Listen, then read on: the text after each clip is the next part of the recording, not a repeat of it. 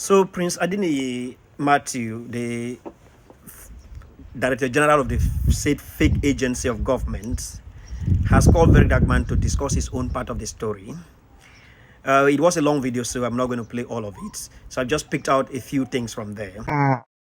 When the presidency, through the chief of staff, said the agency does not exist, I wondered, how come the agency that finds its way to the national budget?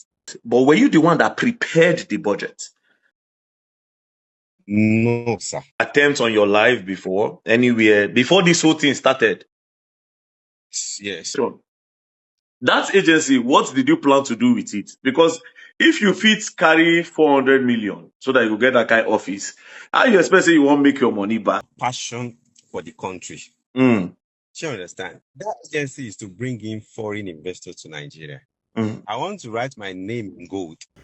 So listening to that conversation, there were a few things that were highlighted there. The first is him saying that he is surprised to see the presidency expressing ignorance of the existence of that agency. He mentioned that he had spoken with the chief of staff on the phone for 3 times or so, and also questioned why the presidency will say they are ignorant of that, because the state agency has a budget of 1.3 billion, and that this so-called budget was scrutinized by the presidency, passed to the 2 houses of the National Assembly, scrutinized and returned back to the presidency for another review before their assent by the president. So how would they claim ignorance of that, the existence of that agency with such a huge budget? That the other thing that also came up was the fact that this so-called budget of 1.3 billion was not even prepared by him as the Director General, because at the time the 2026 budget was prepared, he was already on the radar and he was undergoing investigation.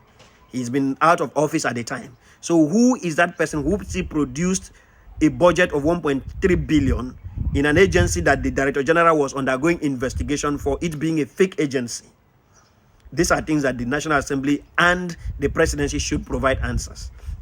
Now, the third part of it was the fact that he alleged that there has been an attempt to unalive him. You remember in the past, we've talked about the fact that his friend, whom he claimed was the one that led him or directed him or worked the appointment letter and everything for him, was unalived. He was said to have been caught up in a fire incident in a hotel, and that was how he died. So now himself saying that on the 7th of September 2025, there was an attempt at unaliving him, but he managed to survive it. So the question is, who is that interested party? And the final part was when Very Dark Man asked him, you paid 400 million naira and you're still owing 200 million. What were your intentions about this agency? And he said he wanted to serve, which we all know that is not true. If you have 400 million naira, why do you have to pay that amount of money to serve a nation? Are government appointments sold? Are the positions in government for the highest bidder? Why should one pay to serve? These are things that we need answers from the presidency.